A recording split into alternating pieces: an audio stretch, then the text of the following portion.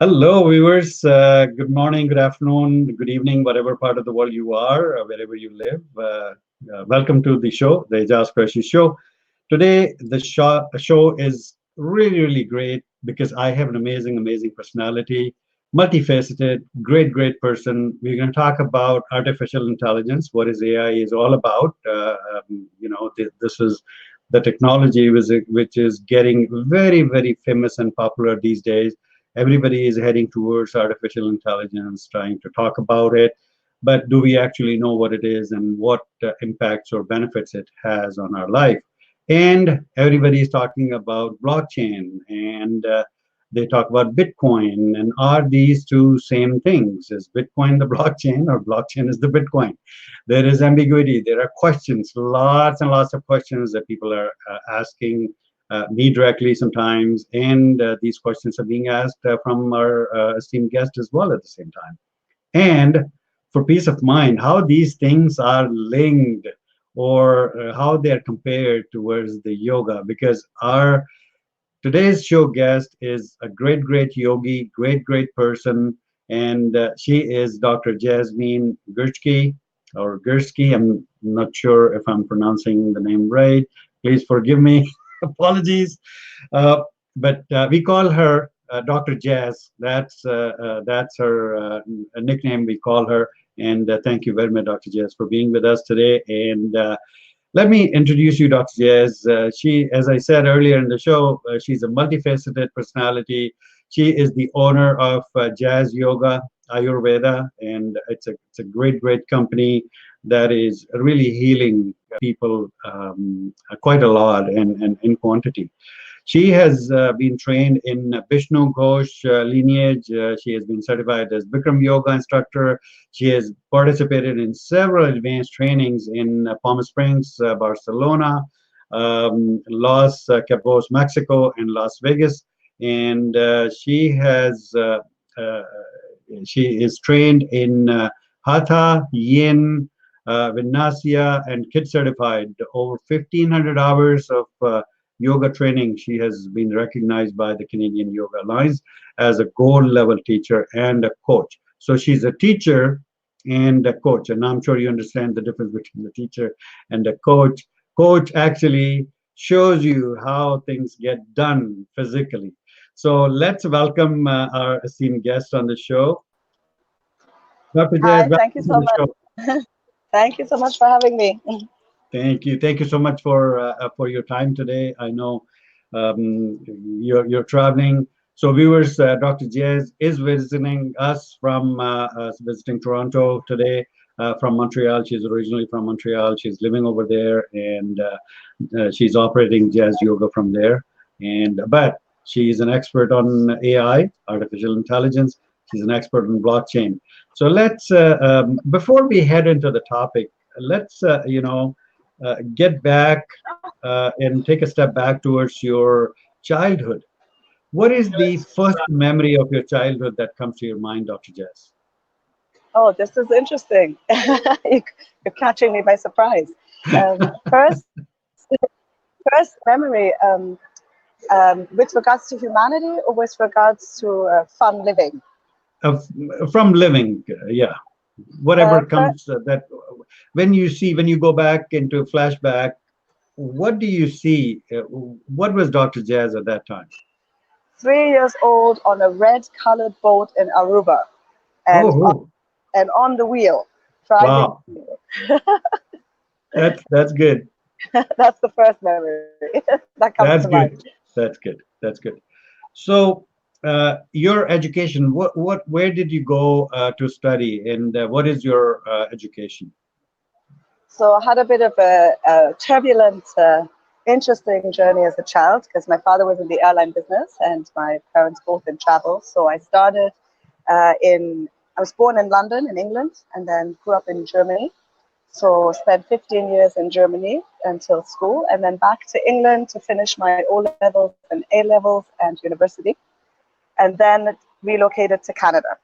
And in Awesome. between, a little bit of time in France at the Lyon 3 University to do some study there, which was part of the program. So a little bit all over Europe, I guess we could say. Awesome. That's great. That's really amazing. So, for reference, for our viewers' reference, how do you pronounce your last name?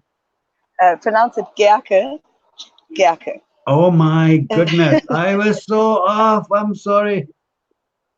That's okay. It's a German name, so it's not easy. I'm so sorry. So, viewers, please forgive me for that. Forgive Too it, bad. forgive it. All right, so let's go back here, and we have a few comments here. We have our friend Viplav Sarkar is with us. Samjha nahi, he's saying he didn't understand. So I don't know what you didn't understand. So please give us a little bit more detail so we can understand. And then Malik Imran Khan is saying, hello, both of you. Thank you so much. And hello to you as well. Hi, And there Malik. is a very long comment from, I cannot put it on the screen because it's going to take over all, it will be on all our faces. But I'm going to read it for you, Dr. Jazz. And Muhammad Mahmood Mughal is our viewer. He's saying, hi, everyone. How are you? Actually, we are, oh, okay. So this is a promotional. Okay. Please don't do that. I always tell people on my show, if you want to sell your product, sell elsewhere, please. This is a very, unethical and unprofessional approach to come in into the live of somebody and where you see 30,000 followers and you just put your, comment in and trying to sell. You will be blocked, my friend. I'm sorry. So thank you so much. Sayyid Iftikhar Ahmed is saying salam to you, sir, and welcome, Dr. Jazz.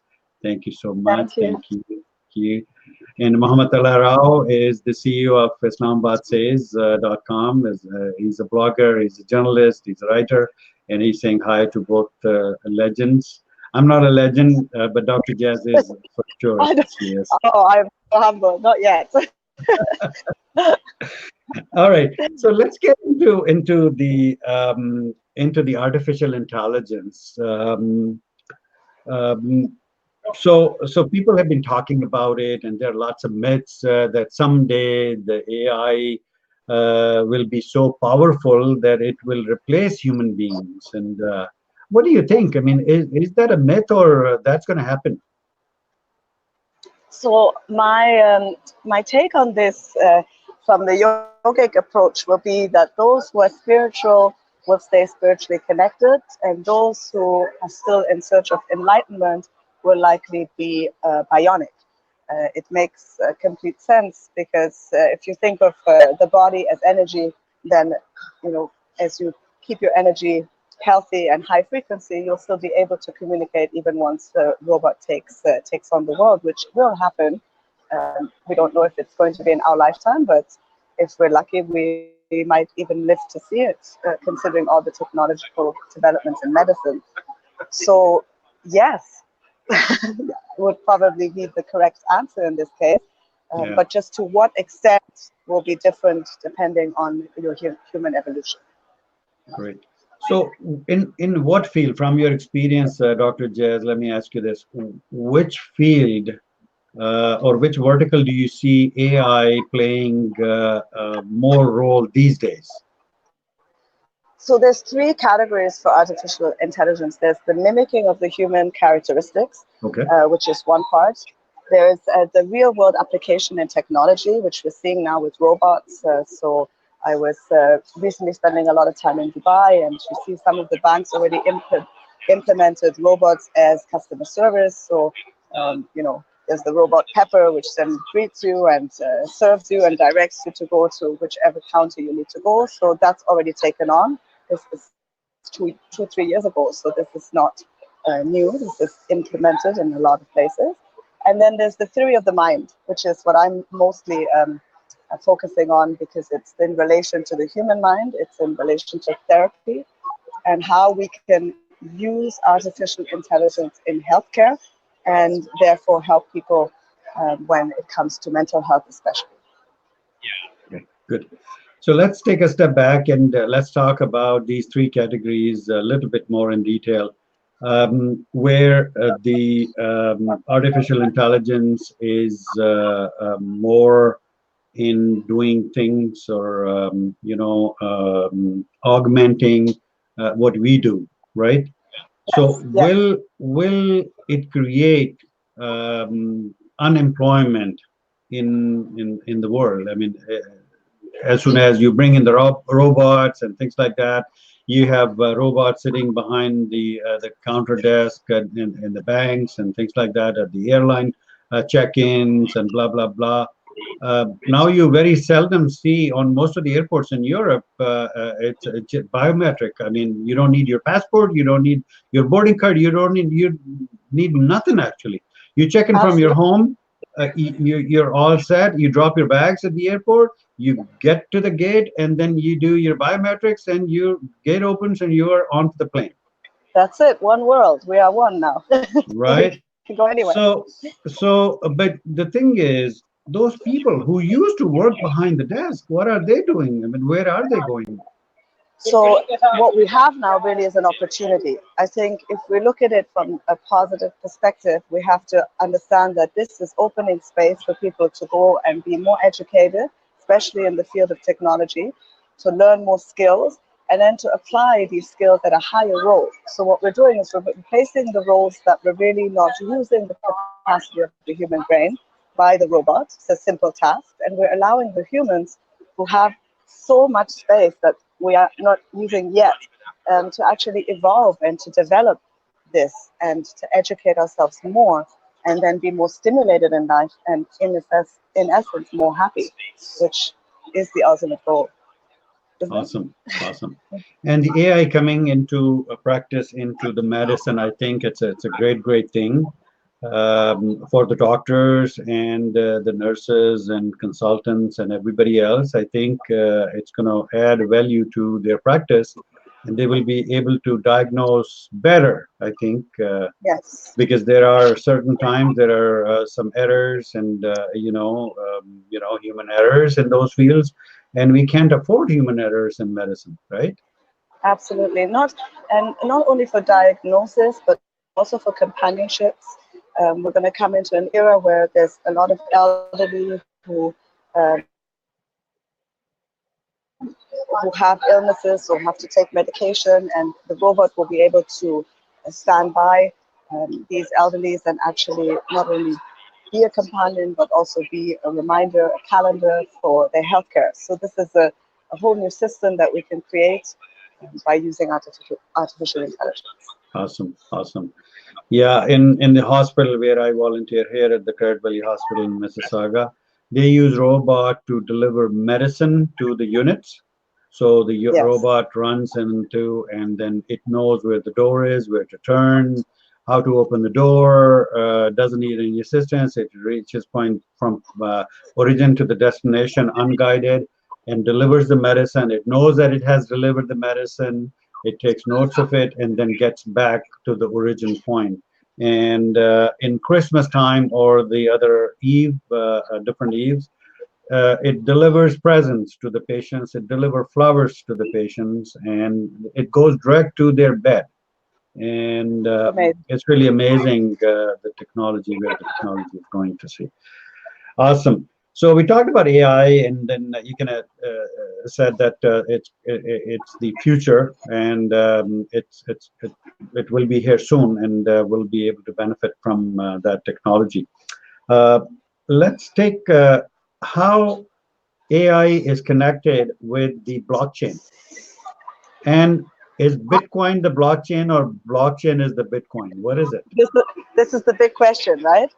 So I look at it like this. Say you have a company. Say I have my company Jazz Consulting, and then in this company I have a brand, and the brand is Jazz Yoga. So Yeah. the yoga is the brand, and it represents the company as such. The same with blockchain and Bitcoin. Bitcoin is the coin that came with the technology, which is blockchain. So Bitcoin became the brand because that was what was on the market. So everybody's trading the coin and related to that. But that has nothing to do, well, little to do. It does have something to do with it, but little to do with blockchain. And blockchain is part of a much bigger system, which is the ecosystem that we're creating which is going to be taking over, which is the evolution of technology. Mm. So really, we have to look at it as a net of the world, and it's a much bigger creation than what we're making it out to be. And blockchain is just a small part of technology within that, and the Bitcoin is just one of the many coins that trades. It has a significant power, which is why we relate to it the most.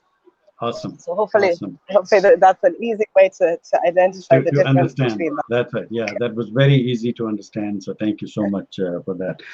So I think Bitcoin has been here. Sorry, the blockchain has been here for about 2 years, a little more than 2 years now, I think. Well, the Bitcoin actually came on the market 2009. Oh, 2009. Okay. Okay. 9. So it's been quite some time. It's just 10 years. There's a lot of 10 years.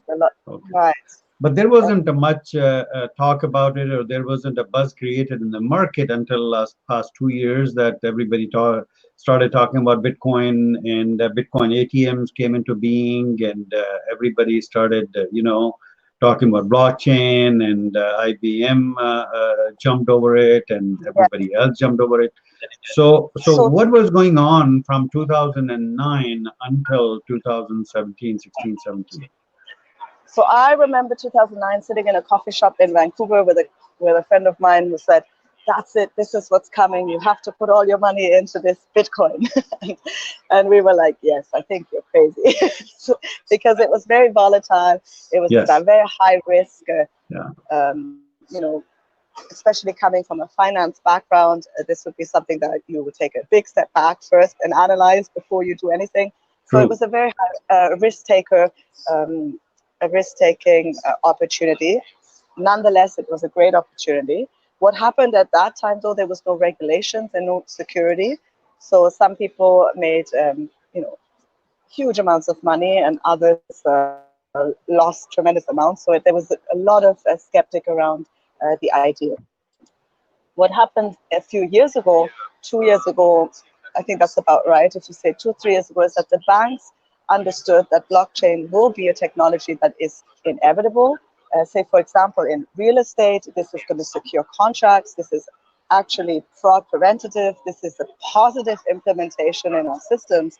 So as the banks invest, and as IBM and companies that have a good reputation invest into these new technologies, the public starts to have more trust. And now the security layers obviously are much stronger. We're working towards more and more.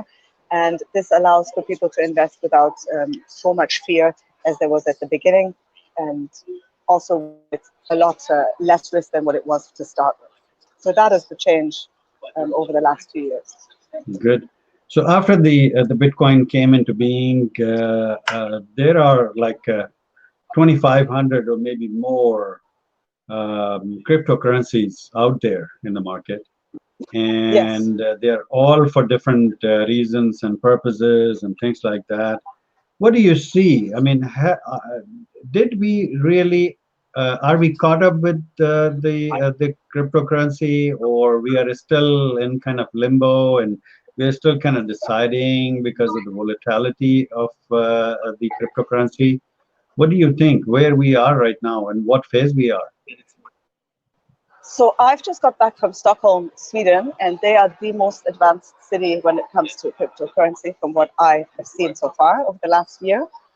So comparing, for example, a city like Montreal, which is also pretty high tech and very evolved when it comes to the tech world now. It's becoming a hub for the Millennium Tech.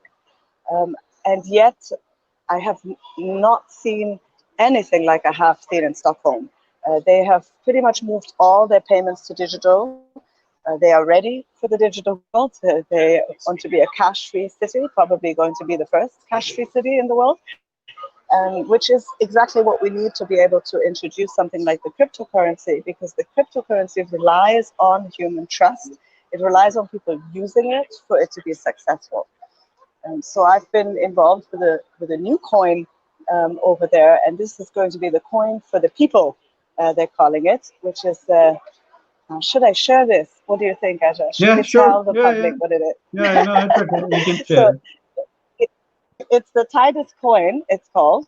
And this will be the first coin where you can go into the shop and you can pay with a card and you can trade as if it was a Visa or a MasterCard. So it's going to Awesome. have a real life transaction, which is unheard of so far. So Awesome. this is the information that we want to share with the public more and more so that we can have a transition that is smooth and so that we can adapt all generations, because it is something that is happening. It is going to be implemented. It's not something that we can stop. Technology is advancing. Exactly. We know that. Exactly. So where is this coin being launched, Dr. Jazz? So it is started in Sweden, Okay. but it's going global. So Going global. yes, and the mission is to bring awareness to these new coins and to the understanding of the importance of us using the currency for it to become valuable. And you have a stake in it, right? Of course. Eventually, if you heard what your friend said in Vancouver in 2009, right? I was late. So no, I think you played well because you had to take informed decision and let the thing mature, and you want to be sure that wherever you're putting your money, it will be safe, and you will be able to get a return on that money. So yeah, so I wouldn't blame you at all. No, if I was you, I would do the same. Yeah. So another interesting thing, we were talking about technology and robots, is that this company has also created a robot that will then trade on the market for you. So for those of you who want to get involved in this, coin trading, cryptocurrency, but don't have the time or don't think that you have enough knowledge, well, now you could put small investments into this robot, which is very smart, obviously, because it's been based on the most intelligent human in trading, and will trade for you. And you don't really have to do much anymore to have the, to be able to say that you are a cryptocurrency owner and you're on the market, which is fascinating. Yes. That's good. So it's sort of a proxy. Now, when you say trading, do you want to say like cryptocurrency trading or the stock trading? No, it's cryptocurrency. Cryptocurrency, I should clarify that. Yes, we're talking only now about the coins, but that is in itself has been a big market. Some people have actually dedicated their life to doing just that, right? To understanding what this trend is doing over decades. Absolutely. That's great. We have a comment, a long comment. I can bring it on the screen from Muhammad Allah Rao. And he is saying, no, Dr. Saab, in my documentation, the person who endangered 500,000 web developers for free and is empowering youth by interviewing the inspirations of many, like Aijaz is a legend, and you are among them. Alhamdulillah. Thank you so much. Thank you so much. I remain humble, and thank you so much. I really appreciate it, Muhammad Allah. I appreciate it. I have no words. I really I have to go buy a dictionary to find the words to respond back. So let's talk about yoga. And I got introduced into the yoga. Not I knew yoga, that there is something called yoga, but all I knew was to sit tight and then keep your fingers like that on your knees and then close your eyes and breathe. And that's all I thought was yoga. And I thought it was sort of a religious ritual or practice or something like that that originated from India or a northern part of India where the Buddhism was there and Buddha was there and things like that. But then, you're not far. But then what happened that since I'm recovering from my liver transplant, my doctor said that I should go and join the gym so that I can get back into the shape. And so I went into the gym and I took the admission, and there was something written hot yoga in there. Yes. So I said, wow, now yoga could be hot. And it's just I love hot stuff. We eat hot dishes here, lots of chilies. I love hot weather because I come from a country where we have sun 365 days a year, you know, things like that. So I said, hot yoga, how fascinating it would be. So I took a trial and I went in and I took the first ever class into the hot yoga. The instructor was amazing, amazing, amazing person. And I got hooked up, you know. And since that day, and it wasn't too far ago, like 6 months ago, and since then I am a big yoga fan, and I have taken a retreat recently, and we did yoga, and amazing, amazing, amazing. So your story, how did you get Yes. into the yoga from whatever you were doing before yoga? So, long story short, but my roots on my mother's side are Indian. Well, they're from East Africa, and my grandparents are from India, Oh, and really? Wow. and then of course before that from Persia. But you know how it is. Yes, so that's it. so so they so the root was there. I think the seed was planted, as we say, when we were young. And Good. yes, we used to that we would sit in the yoga pose and exactly with the same mudra. So all these things were still there, and we would count the beads just like they do in the yoga. Just a little, we call it a tasbih and they call it a mala. But I mean, all the Right. That's right. traditions Yeah. very very similar. So and then I was a ski racer when I was in university, and I snapped my knee training for one of the competitions. And in recovery, I discovered, as yourself, the hot yoga, because when you're in recovery, the heat actually just helps you to relax more, and it's Heals. for Yes, beginners. exactly. That's right. It allows you to stretch more, and it's actually my guru, Bikram, who brought this heat idea to Los Angeles, to California, because in Hmm. Calcutta, where yoga came from, is it's always hot. So we had to Yes, have the same conditions here as there. The true. USA has taken it a little bit extreme. The heat is supposed to be, warm enough so that you sweat without having to try, but not to the point that you're passing out. You know, there's a fine line, but it really is useful for the body to True. to be more flexible, especially with That's right. injuries. Yeah. From there, I had a yoga school for many years, and I had I had a concussion, and at some point could not tolerate the heat. So I decided to research a little bit more into yoga therapy, and that's when we created the Jazz Yoga Therapy methods, because we used music at 432 hertz, which is the sound healing vibration of the heart, in alignment with the earth at 8 hertz. And when you create this sound level of music and vibration in the body, it actually heals on a cellular level. So this Wow. combination of cellular healing and asana, which is the postures, will then allow you to heal at an accelerated level by actually putting in a little less physical essence. Right. So this is, in my humble opinion, a little bit more of a spiritual and meditative understanding of the practice.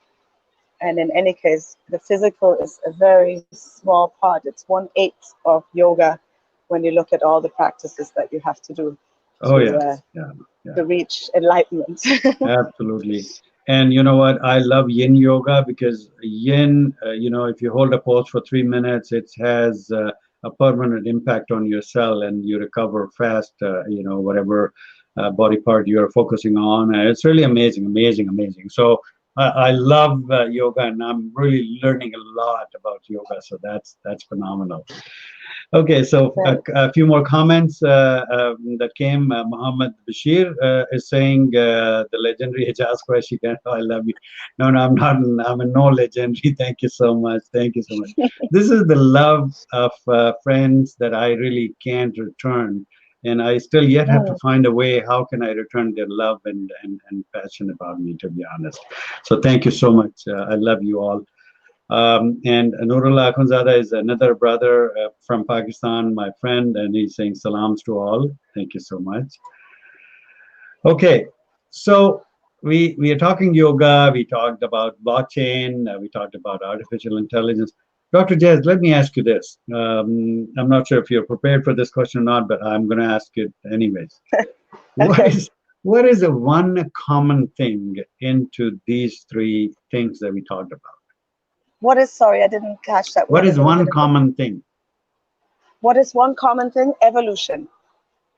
Evolution is the one common thing. We are striving to be better people every day so that we Yes. can come together as one human rather than different people with different origins and different cultures. We want to have understanding of each other, acceptance of each other. So one thing in common, evolution, which then means peace. And Yeah, this no, is I really what we're completely agree striving with for. you. Yes.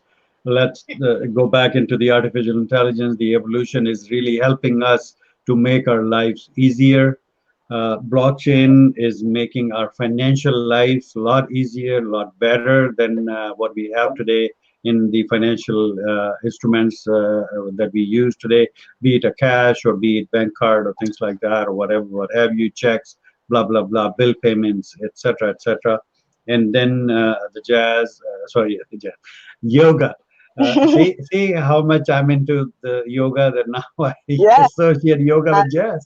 I'm so happy. You're making me very happy. So yoga has the evolution of mind as well. So we are, you know, by AI we get a lot more time available on our hand using these robots and machines and these devices that we can spend that with our loved ones, our family and friend, and do more. Financially be Yes. sound by the evolution and blockchain, and mentally be sound and at peace using yoga and all that. So thank you so much for that answer. I really appreciate it. And thank you so much, friends. You're sending inbox comments, but thank you so much. Appreciate it. Did we cover pretty much everything that we wanted to talk about, or did we miss anything, Dr. Jazz? Let me ask you this. I I think we covered a lot. I'd like to encourage everybody to really use sound and use music to also To alleviate heal. stress, to heal, and to alleviate the stress in life. And again, we talked about the evolution and healthcare of the robots, and to really focus on the idea that this is going to support us and allow us to have, like you said, not just more free time, but also more time in peace, more time to relax, so that we could reverse a little bit what we've created over the last few decades. True, true, true. That's very right. All right. So you know that this show is for the empowerment of the youth, global youth, actually. What would be your message to the general public and especially the youth? The youth, I mean, the youth are much more evolved than us, so already they're on the right track, which is beautiful to see. To apply themselves and get off your smartphone and use your own smarts, because that I think will just help a lot. I think you forget how it feels not to be attached. So maybe focus a little bit more on attaching to human beings than the electronics, even though we're evolving in the technology. True, true. That's a great advice. So thank you so much for that. All right, Dr. Jazz, on behalf of Dreams Television, the Aijaz Qureshi Show, myself, all my team members, and the people who have been live with us, watching and commenting and asking questions. Thank you so much for your time. And from the people who will be watching this according to their time zones and the recording on Facebook, thank you so much for your time. Really appreciate it. Thank you, Aijaz. Thank you very much. Have a wonderful day. Thank you so much. So do you. All right, viewers, that was Dr. Jazz, and I really enjoyed talking to her. And we talked about artificial intelligence, we talked about the blockchain, and we talked about yoga. And we found out, and it was quite interesting for me to find out what Dr. Jazz replied to my question. That one common thing in all these three things is the evolution that all these things came through, and it is for the betterment of ourselves and our society. Until next time, adios.